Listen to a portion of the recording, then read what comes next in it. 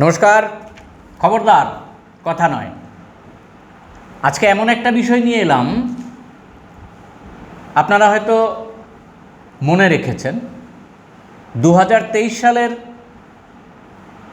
3 October 3রা October আমরা যে বিষয়টি নিয়ে আলোচনা করেছিলাম, দেশের সংবাদ মাধ্যমের ওপর আক্রমণ এবং নিউজ ক্লিকের প্রধান সংবাদদাতা এবং সম্পাদক শ্রী প্রবীর পুরকায়স্থকে উপা আইনে গ্রেপ্তার করার পর সেদিন সন্ধ্যায় এখানে বসেই রাজ্যের বরিষ্ঠ আইনজীবী শ্রী পুরুষোত্তম রায় বর্মনকে নিয়ে আমরা আলোচনায় বসেছিলাম। আজকেও তাকে অনুরোধ করেছি আমাদের খবরদার কথা নয়ের পক্ষ থেকে এই বিষয়টি নিয়েই আলোচনা করার জন্য। আমরা খবরদার কথা নয়ের পক্ষ থেকে তার কাছে কৃতজ্ঞতা জানাই। তিনি সময় করেছেন, সময় করে আমাদের এখানে এসেছেন। কেন, বিষয়টি কি, সেদিন আমরা যা যা বলেছিলাম আপনারা খুঁজে দেখবেন ভিডিওতে। আজকে মাননীয় সুপ্রিম কোর্ট তাদের সিদ্ধান্তে, যেটা আপনারা হয়তো পত্রপত্রিকায় পড়েওছেন, আমরা যা যা বলেছিলাম সে কথাই তারা বলেছেন এবং প্রবীর পুরকায়স্থ সেই প্রবীণ সাংবাদিককে তারা মুক্তি দিয়েছেন। আজকের এই বিষয় নিয়েই আমরা আলোচনা করব। আমরা নিজেদের দিকে ঝোল টানার জন্য বলছি না, যে আমরা বলেছিলাম দেখেই ঘটনাটা ঘটেছে তা না। আইনের বিস্তৃত ব্যাখ্যা করে সেদিন পুরুষোত্তমদা বলেছিলেন যে এই ঘটনাটা এই জায়গায় থাকবে না। আজকে তার কাছেই জানতে চাইব, আমার বাঁদিকে বসেছেন পুরুষোত্তমদার কাছে কৃতজ্ঞতা জানাই আজকে একটু সময় যে আমাদের দিয়েছেন। পুরুষোত্তম, আপনার কাছে সরাসরি জানতে চাই, এই যে উপা আইনে গ্রেপ্তার করা এবং গতকালে সুপ্রিম কোর্টের যে জাজমেন্ট, আপনি এর আগেও প্রায় বছরখানেক আগে, 7 মাস আগে যে কথা বলেছিলেন, প্রায় হুবহু একই কথা সুপ্রিম কোর্ট বলছেন। এই যে উপা আইনকে ব্যাপকভাবে ব্যবহার করা হয়েছে এবং বিশেষ করে সংবাদ মাধ্যমের এগেনস্টে, এটাকে আপনি কীভাবে দেখছেন? আলোচনা শুরু করার পূর্বে একটা কথা বলা জরুরি। আপনি বলেছেন যে আপনি আমার কাছে কৃতজ্ঞতা প্রকাশ করছেন এখানে কথা বলার জন্য। আমি এটাকে খণ্ডন করব। কৃতজ্ঞতা প্রকাশ করা কিংবা কৃতজ্ঞ থাকার কোনো কারণ নেই। একজন নাগরিক হিসাবে আমার দায়িত্ব অন্যায়ের প্রতিবাদ করা, এবং একজন আইনজীবী হিসেবে আমার দায়িত্ব যে আইনের শাসন রক্ষা করা এবং নাগরিকদের সাংবিধানিক মৌলিক অধিকারের উপর আক্রমণ হলে তার বিরুদ্ধে প্রতিবাদ করা, কথা বলা। এইটুকু যদি আমি করতে না পারি তাহলে আমার আইনজীবী হিসেবে থাকার যোগ্যতা নেই এবং নাগরিক হওয়ারও যোগ্যতা আছে কিনা আমার সন্দেহ হবে। সেই কারণে কৃতজ্ঞ থাকার কোনো কারণ নেই। আমি আমার দায়িত্ব বোধেই এখানে এসেছি। একটা কথা অত্যন্ত স্পষ্ট করে বলা দরকার, প্রবীর পুরকায়স্থ নিউজ ক্লিকের প্রতিষ্ঠাতা সম্পাদক গত বছর অক্টোবর মাসে কেন্দ্রীয় সরকার স্বরাষ্ট্রমন্ত্রীর নির্দেশে, কেন্দ্রীয় সরকার স্বরাষ্ট্র মন্ত্রক, দিল্লির পুলিশ স্বরাষ্ট্র মন্ত্রকের অধীন, তারা নিউজ ক্লিকের বিরুদ্ধে নাৎসি কায়দায়, ফেসিস্ট কায়দায় আক্রমণ চালিয়েছিল আইনের অপব্যবহার করে। এবং সেই কারণেই তারা নিউজ ক্লিকের সম্পাদক 73 বছর বয়সী প্রবীর পুরকায়স্থ, যিনি একজন অত্যন্ত কৃতি প্রযুক্তিবিদ, কৃতি লেখক, বিজ্ঞান আন্দোলনের কর্মী, গবেষক, এবং যিনি নিউজ ক্লিক সংবাদ মাধ্যমের প্রতিষ্ঠাতা, তাকে গ্রেপ্তার করা হয়েছিল। শুধু প্রবীর পুরকায়স্থকে গ্রেপ্তার করা হয়নি, আমরা দেখেছিলাম জরুরি অবস্থাকে হার মানিয়ে দিল্লি পুলিশ নিউজ ক্লিকের সাথে যারা যুক্ত, দেশের বিভিন্ন রাজ্যের বিভিন্ন স্থানের সাংবাদিক, লেখক, শিল্পী, বুদ্ধিজীবী, যারা বিভিন্ন সময় নিউজ ক্লিকে লিখেন, কন্ট্রিবিউট করেন, নিউজ ক্লিকের রিচার্জ টিমের সাথে যুক্ত, তাদের প্রত্যেকের বাড়িতে মধ্যরাত্রিতে দিল্লি পুলিশের দল দেশের বিভিন্ন স্থানে হামলা করেছিল। তাদের বাড়িঘরে দিনভর রাতভর তল্লাশি চালিয়েছিল, সাংবাদিকদের ইলেকট্রনিক ডিভাইস, লেখা সামগ্রী আটক করেছিল, গ্রেপ্তার করেছিল 53টি জায়গায়। ভয়ঙ্কর কথা। এবং কেন নিউজ ক্লিকের বিরুদ্ধে কেন্দ্রীয় সরকার, স্বরাষ্ট্রমন্ত্রী, প্রধানমন্ত্রী মোদীর নির্দেশে এই ভয়ঙ্কর আক্রমণ সংঘটিত করা হয়েছিল? ঘটনাটা পরিষ্কার। আজকে এটা জলের মতো পরিষ্কার যে আমাদের দেশে 2014 সনের পর সমস্ত কর্পোরেট মিডিয়া আপনার গদি মিডিয়া হয়ে গেছে। এই সমস্ত মিডিয়া এখন আর বার্কিং ডগ নয়, তারা হয়েছে লেপ ডগ মানে হচ্ছে শাসকের পোষা কুকুর। এটা কথাটা শুনতে খারাপ কিন্তু বাস্তব সত্য। তারা প্রধানমন্ত্রীকে প্রশ্ন করে না, তারা প্রধানমন্ত্রীর জয়গান করে, মোদির জয়গান করে। তাদের দায়িত্ব হচ্ছে সরকারের প্রশংসা করা, সরকারের সামনে সমালোচনা রাখার কোনো অধিকার দায়িত্ব তাদের নেই। সেই প্রেক্ষাপটে দাঁড়িয়ে সোশ্যাল মিডিয়া, ডিজিটাল মিডিয়াগুলো নিউজ ক্লিক তাদের অন্যতম, তারা বিকল্প গণমাধ্যম হিসাবে মানুষের সামনে এসে দাঁড়িয়েছে। এবং কৃষক আন্দোলনের সময় যখন কর্পোরেট মিডিয়ায় বড় বড় টিভি চ্যানেলগুলোতে কৃষক আন্দোলনের বিরুদ্ধে কুৎসা করা হচ্ছিল, তখন আমরা দেখেছি নিউজ ক্লিকের মতো সংবাদ মাধ্যম, ডিজিটাল মিডিয়া কৃষক আন্দোলনের পাশে দাঁড়িয়েছিল। এবং এই কারণেই নিউজ ক্লিকের বিরুদ্ধে আক্রমণ, নিউজ ক্লিকের প্রতিষ্ঠাতা সম্পাদককে গ্রেপ্তার করা। এবং সবচেয়ে ন্যাক্কারজনক দিক হচ্ছে সাধারণ আইনে গ্রেপ্তার করা হয়নি। কারণ সাধারণ আইনে গ্রেপ্তার করলে অভিযুক্তকে জামিন দেওয়ার সুযোগ থাকে, অভিযুক্তের জামিন পাওয়ার সুযোগ থাকে। আর বিনা বিচারে নিবর্তনমূলক আটক আইন, আনলফুল অ্যাক্টিভিটিস প্রিভেনশন অ্যাক্ট অর্থাৎ বেআইনি কার্যকলাপ প্রতিরোধ আইন, উপা আইনে গ্রেপ্তার করলে অভিযুক্তের বিরুদ্ধে চার্জশিট না দিয়েও তাকে দিনের পর দিন আটক রাখা যায় এবং তার বিরুদ্ধে তথ্য প্রমাণ আদালতে হাজির করার দায় থাকে না এবং তার জামিন পাওয়ার কোনো সুযোগ থাকে না। সেই কারণে উপা আইনে গ্রেপ্তার করা হয়েছিল। তখনই আমরা বলেছিলাম এই গ্রেপ্তার সম্পূর্ণ বেআইনি। কেন বেআইনি বলেছিলাম? এর জন্য আইন বিশেষজ্ঞ হওয়ার প্রয়োজনও পড়ে না, এর জন্য সুপ্রিম কোর্টে বড় উকিল হওয়ার প্রয়োজন পড়ে না, এর জন্য হাইকোর্টের জাজ হওয়ার প্রয়োজন পড়ে না। যে কোনো কাণ্ডজ্ঞান সম্পন্ন নাগরিক কাছে এটা পরিষ্কার যে প্রবীর পুরকায়স্থর গ্রেপ্তারটা বেআইনি ছিল। কেন বেআইনি ছিল? কারণ যে কোনো আইনে আমি যাকে গ্রেপ্তার করলাম তাকে অথবা তার আইনজীবীকে কোন অভিযোগে গ্রেপ্তার করা হচ্ছে, যাকে আমরা বলি এফআইআর, তা দেওয়া বাধ্যতামূলক। এটা বলেছিলেন, এটা বাধ্যতামূলক। এটা তো এর যে উপায়নও বাধ্যতামূলক। যে কোনো সভ্য দেশে, যে কোনো সভ্য আইনের শাসনে এটা হচ্ছে একদম ন্যূনতম শর্ত। যাকে গ্রেপ্তার করা হলো তার বিরুদ্ধে যত বড় অপরাধের অভিযোগ থাকুক তাকে এফআইআর কপি দিতে হবে, তার আইনজীবীকে এফআইআর কপি দিতে হবে। কারণ এফআইআর কপি না পেলে আইনজীবী কিংবা আটক ব্যক্তি কি করে জানবেন তার বিরুদ্ধে কী অভিযোগ? প্রবীর পুরকায়স্থের ক্ষেত্রে দিল্লি পুলিশ স্বরাষ্ট্র মন্ত্রকের নির্দেশে আদালতে বলেছিল আমরা এফআইআর দিতে বাধ্য নই, এফআইআর দেব না। তাকে গ্রেপ্তারের কারণ জানানো হয়নি, এফআইআর দেওয়া হয়নি। তখনই আমি বলেছিলাম, আমি কেন, যে কোনো কাণ্ডজ্ঞান সম্পন্ন সাধারণ মানুষ, আইনের একজন সামান্য ছাত্র বলবেন যে এটা আটকটাই বেআইনি। দুঃখের ঘটনা হলো, সবচেয়ে ট্র্যাজেডি হলো এই আটকটা বেআইনি।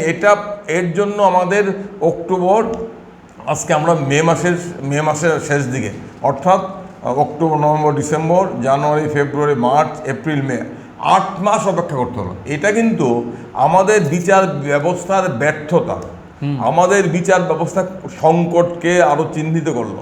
সুপ্রিম কোর্টকে বলতে হলো এতদিন পরে, এটা দিল্লি হাইকোর্ট কেন বললো না? ঠিক, যে আদালতে উপা আদালতে প্রবীর পুরকায়স্থকে হাজির করানো হয়েছিল গ্রেপ্তারের পর, সেই আদালত কেন বললো না? সেই কারণে আমি বারবার বলি, কিংবা আমার মতো অনেকেই বারবার বলেন যে আমাদের বিচার ব্যবস্থা আজকে একটা বিরাট সংকটের মুখে পড়েছে। আমাদের বিচার ব্যবস্থা নাগরিকদের অধিকার রক্ষার ক্ষেত্রে দায়িত্ব পালন করতে পারছে না। আমাদের বিচারকরা, দুঃখজনক হলো সত্য, নিম্ন আদালত থেকে শুরু করে প্রায় সর্বোচ্চ স্তর অবধি অনেক ক্ষেত্রেই তারা সরকারের তোতা পাখি হয়ে যাচ্ছেন। এটা কিন্তু দেশের আইনের শাসনের পক্ষে, নাগরিকদের অধিকারের পক্ষে অত্যন্ত বিপজ্জনক এক বিষয়। এবং প্রবীর পুরকায়স্থ তো কেন এই লোকটা 8 মাস জেলে রইল? তার গ্রেপ্তার বেআইনি, গ্রেপ্তারের পদ্ধতি বেআইনি, সুপ্রিম কোর্ট বলেছে। আমার প্রশ্ন হলো, কেন 8 মাস পরে বললো? কেন এটা সুপ্রিম কোর্টকে বলতে হলো? কেন নিম্ন আদালত বললো না? কেন দিল্লি হাইকোর্ট বললো না? এই প্রশ্নগুলো আজকে আমাদের করতে হবে। আমরা প্রবীর পুরকায়স্থ বেল পেয়েছে, আজকাল জামিন পাওয়া যায় না, আদালতগুলো নাগরিক অধিকার রক্ষার ক্ষেত্রে বিভিন্ন সময় দায়িত্ব পালন করতে পারে না। সেই কারণে আমরা এই যে না পাওয়ার একটা সামগ্রিক পরিবেশ, সেক্ষেত্রে বেল পেয়েছি আমরা খুশি, আমরা মনে করছি নৈতিকতার জয় হয়েছে, প্রবীর প্রকাশিত has been proved that he is not guilty of any offense, he has been unnecessarily arrested, it has been proved. কিন্তু এটা কিন্তু আরেকটা বিষয় হলো, আমাদের খুশি আমরা হয়েছে, কিন্তু আমাদের বিচার ব্যবস্থা 8 মাস কেন অপেক্ষা করতে হলো? আমার এই প্রশ্ন, কেন নিম্ন আদালতকে জবাবদিহি করতে হবে না? কেন হাইকোর্টের বিচারপতিরা কেন আছেন? হাইকোর্টের বিচারপতিরা তো শপথ নেন, মন্ত্রগুপ্তির শপথ নেন, সংবিধানের নামে শপথ নিয়ে তারা দায়িত্ব গ্রহণ করেন অধিকার রক্ষার জন্য। পুলিশের তোতাপাখি হওয়ার জন্য তো আদালতের বিচারকরা নয়। সবাই তো সুপ্রিম কোর্টে যেতেও পারেন না, সবাই সুপ্রিম কোর্টে যেতে পারেন না, কিন্তু এটা সুপ্রিম কোর্ট অবধি কেন যেতে হলো? কেন 8 মাস? ঠিক, আর আমি বলবো, এই যে প্রবীর প্রকাশিত বেল প্রমাণ করে দিল, আমাদের দেশে ভীমকোরাগাঁও মামলা থেকে শুরু করে অসংখ্য মামলায় আমাদের দেশের সাহিত্যিক, বুদ্ধিজীবী, লেখক, সাংবাদিক যারাই সত্য কথা বলছেন, যারাই RSS বিজেপির ফ্যাসিস্ট শাসনের বিরুদ্ধে মানুষের অধিকারের কথা বলছেন, তাদেরকে দেশদ্রোহী তকমা তাদের পিঠে দিয়ে তাদেরকে উপায়নে গ্রেপ্তার করে বছরের বছর আটক রাখা হচ্ছে। আজকে এই সমস্ত আটক সবার মুক্তির দাবিতে আমাদের সোচ্চার হতে হবে। আমি এই যে এটা স্বরাষ্ট্রমন্ত্রীর এবং প্রধানমন্ত্রীর এই থেকে শিক্ষা নেওয়া উচিত, কারণ এই গ্রেপ্তারের সাথে প্রধানমন্ত্রী স্বরাষ্ট্রমন্ত্রী জড়িত। প্রধানমন্ত্রী স্বরাষ্ট্রমন্ত্রীর নির্দেশে এটা হয়েছে। তারা সবাই মুখ বন্ধ করার জন্য এই প্রবীর প্রকাশকে গ্রেপ্তার করেছিল। আজকে প্রবীর প্রকাশ মুক্তি পেয়েছে, কিন্তু আমাদেরকে এই বিষয়গুলো ভেবে দেখতে হবে। সুপ্রিম কোর্টের জাজমেন্টে একটা জায়গায় লেখা, the entire exercise was done in a clandestine manner, এই যে শব্দটা, and was a blatant attempt to circumvent the due process of law. এটা তো এই শব্দটা কি সুপ্রিম কোর্ট, আমি বলেছি, আমি একজন সাধারণ আইনজীবী, আমি বড় আইনজীবী না, আমি তো বলেছি এটা আইনের ডিউ প্রসেস অফ ল। আইনের কতগুলো বৈধ পদ্ধতি আছে, আর বৈধ আইনসম্মত পদ্ধতিকে লঙ্ঘন করে, বৈধ আইনসম্মত পদ্ধতিকে জলাঞ্জলি দিয়ে, আইনের চূড়ান্ত অপপ্রয়োগ করে, আইনের দানবীয় প্রয়োগ করে, এটা বলে misuse of law, abuse of law. আইন একটা কথা আছে, আইন থাকলেই হবে, আইনকে সঠিকভাবে প্রয়োগ করতে হবে। আইনকে যখন প্রয়োগ করা হয় উদ্দেশ্যপ্রণোদিতভাবে প্রতিহিংসা চরিতার্থ করার জন্য, আইনের মূল বিষয়বস্তুকে লঙ্ঘন করে, তখন এটা হলো অ্যাবিউজ অফ ল। আইনকে আমি অ্যাবিউজ করছি, আইনকে আমি অপপ্রয়োগ করছি, এই অ্যাবিউজ অফ ল হয়েছে, মিসইউজ অফ ল হয়েছে, এবং due process of law maintain করা হয়নি। ডিউ প্রসেস অফ লর মূল কথা কি? সঠিক আইনসম্মত পদ্ধতির মূল কথা হচ্ছে অভিযুক্তকে আত্মপক্ষ সমর্থনের সুযোগ দিতে হবে। এটা হচ্ছে যে কোনো সভ্য দেশের আইনসম্মত পদ্ধতির অন্যতম গোড়ার কথা। ক খ গ ঘ ABCD, আইনের ডিউ প্রসেস হচ্ছে, প্রসেস অফ ল হচ্ছে যে আমাকে জানতে হবে কেন আমি গ্রেপ্তার হলাম। আমার তো অভিযোগটা কি, আমার আইনজীবীকে জানতে হবে। প্রবীর পুরকায়স্থের ক্ষেত্রে দিল্লি পুলিশ নিম্ন আদালতে বলেছে আমরা এফআইআর দিতে বাধ্য নই, আমরা এফআইআর দেব না। এই জায়গাতে যে শব্দটা ব্যবহার করেছে, due process of law violate করেছে। এই যে ক্ল্যান্ডেস্টাইন, আমার বিরুদ্ধে কি অভিযোগ আমাকে জানতে দেওয়া হলো না, আমার আইনজীবী আমাকে ডিফেন্ড করবে, but he does not have access to the FIR.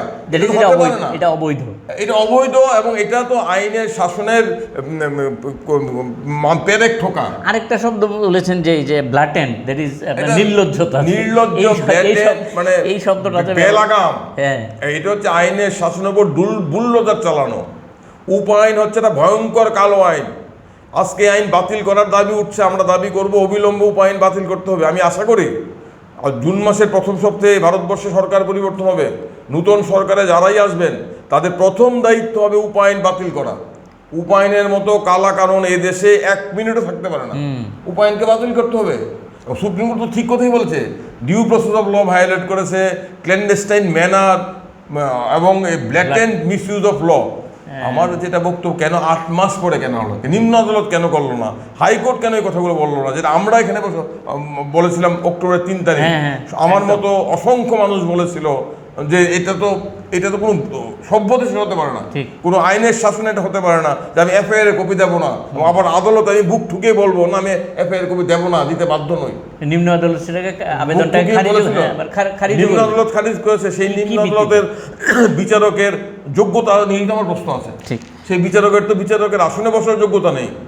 সেই বিচারক তো আগামী দিনে ভয়ঙ্কর হয়ে দাঁড়াবে নাগরিক অধিকারের প্রশ্নে।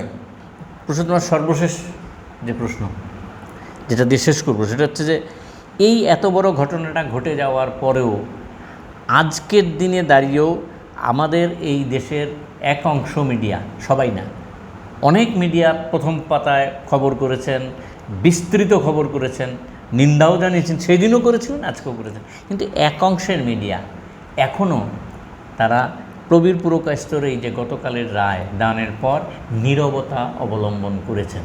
এটা কি ভয়ে না ইচ্ছাকৃত?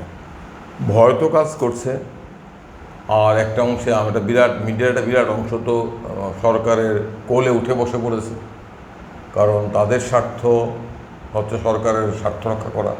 আর মিডিয়ার মালিক কারা, বিগ মিডিয়ার মালিক কারা, এটা আমাদের বুঝতে হবে। আদানি আম্বানিরাই আমাদের দেশের মিডিয়ার সিংহভাগ কন্ট্রোল করছেন। তো আদানি আম্বানি মালিকাধীন মিডিয়া কোনোভাবেই তো মোদি আরএসএস বিজেপির বিরোধিতা করতে পারবে না, কারণ মোদি আরএসএস বিজেপির শাসনে আদানি আম্বানির যে 16 কলা বৃদ্ধি হয়েছে এটা পৃথিবীর ইতিহাসে কত হয়নি। তাহলে মিডিয়ার কাছ থেকে আমাদের কোনো আশা করার কারণ নেই, এবং এই গদি মিডিয়ার কোনো বিশ্বাসযোগ্যতা নেই। মানুষ মিডিয়া দেখেন না, আমি তো টিভি দেখি না, আপনি দেখেন কি না জানি না, মধুও দেখেন না, আমার আশেপাশে যারা আছে কেউই তো কৌশিকও টিভি দেখে না। কেন টিভি দেখে আমরা সময় নষ্ট করবো? আমরা দরকার হলে ডিজিটাল মিডিয়া দেখি, অন্য মিডিয়া দেখি। আমি তো বিগ টিভি, আমি বড় টেলিভিশনে পড়তাম, আমি কোনো সময় নষ্ট। দেখার জায়গা এই সমস্ত চিৎকার কি বলে লোকটা অর্ণব গোস্বামী, অর্ণবলা, ওই সমস্ত লোকের চিৎকার শোনার মতো সময় আমার নেই, ভারতবর্ষ অধিকাংশ নাগরিকের নেই, কেউ ওই মিডিয়া বিশ্বাস করে না। মিডিয়া নিয়ে চিন্তিত হওয়ার কোনো কারণ নেই। এই গদিয়ে মিডিয়ার বিশ্বাসযোগ্যতা একদম শূন্যে গিয়ে ঠেকেছে। পুরুষোত্তম স্পষ্ট করে সেদিনও বলেছিলেন, আজকেও বললেন। এবং শেষ কথাটার সঙ্গে সহমত পোষণ করে বলি যে এই উপা আইন এইভাবে যদি দুর্ব্যবহার হয়, এই আইন এর মধ্যেই তুলে নেওয়া উচিত, কারণ এটা সাধারণ নাগরিকের পক্ষে কাজ করে না। আমি এই চ্যানেল থেকে খবরদার কথা নয় চ্যানেল থেকে আমি নতুন সরকারের কাছে আবেদন দাবি করছি, জুন মাসের প্রথম সপ্তাহে ভারতবর্ষের পরিবর্তন হবে। এই নতুন সরকারের কাছে আমার দাবি থাকবে প্রথমেই উপা আইনকে বাতিল করতে হবে, প্রথম দিন মন্ত্রিসভার বৈঠকে। ঠিকই তো, যে আইন মানুষের কোনো কাজেই লাগে না, দুর্ব্যবহার হয়, একটা বিশেষ শক্তিকে কাজে সহায়তা করে এবং একে কেন্দ্র করে একটা দুর্নীতির পথও খুঁজে নেয়। সুপ্রিম কোর্টের যে জাজমেন্ট, আমরা যে লাইন কটা পড়লাম, এই যে নির্লজ্জতা এবং অবৈধ, এই শব্দগুলি সুপ্রিম কোর্ট যখন ব্যবহার করেছেন তখন নিশ্চিতভাবেই এর ভেতরে প্রশ্নবোধক বিষয় রয়েছে। আমাদের আশা দেশের নাগরিকের মান সম্মান সুনিশ্চিত করতে সরকার পরবর্তী সময়ে সচেষ্ট হবেন এবং গুরুত্বপূর্ণ ভূমিকা নেবেন। আজকে এইটুকুই থাক। সবাই ভালো থাকবেন, সুস্থ থাকবেন। সকলকে নমস্কার।